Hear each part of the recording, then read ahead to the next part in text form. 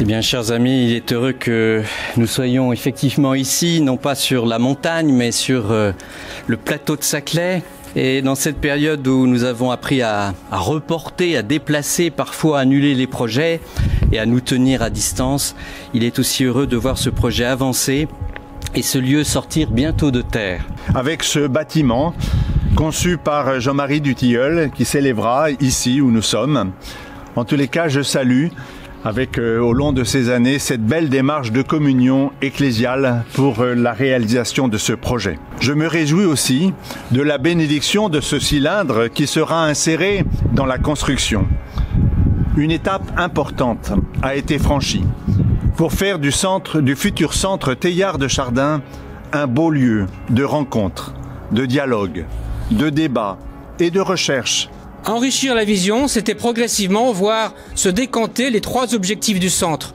Le premier, vous le connaissez, créer une relation entre le monde scientifique et technologique et la recherche fondamentale et appliquée, et le trésor de l'Église, dans ses capacités théologiques, philosophiques avec l'éthique et les dimensions sociétales et spirituelles.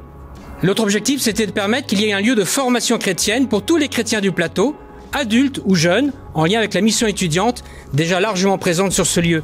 Et puis enfin un troisième objectif qui était tout simplement de pouvoir aussi assurer les besoins pastoraux des familles qui s'installent ici, qui ont des enfants, qui ont besoin de catéchisme et des célébrations dont nous aurons besoin pour les sacrements. Ce bâtiment, à travers son grand volume central, offrira la possibilité à chacun de voir les autres, à la Providence aussi d'organiser ce que nous appelons, nous, les rencontres fortuites, et qui souvent sont à la source de tant de découvertes nouvelles sur la vérité.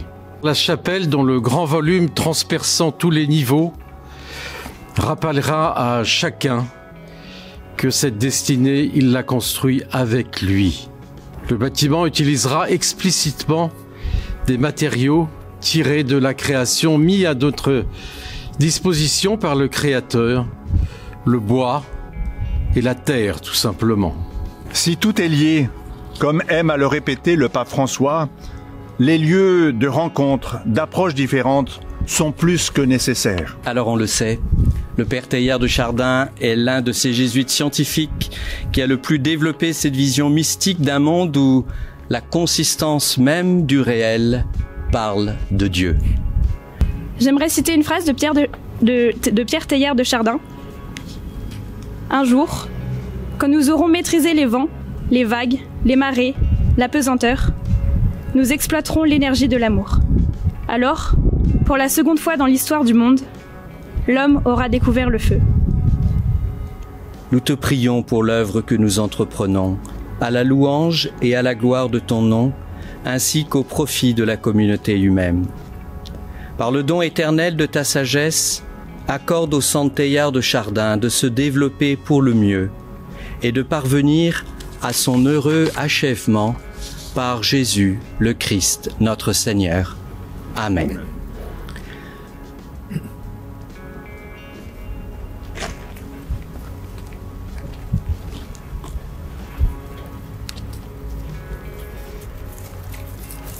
Que le Seigneur bénisse ce Seigneur, au nom du Père et du Fils et du Saint-Esprit.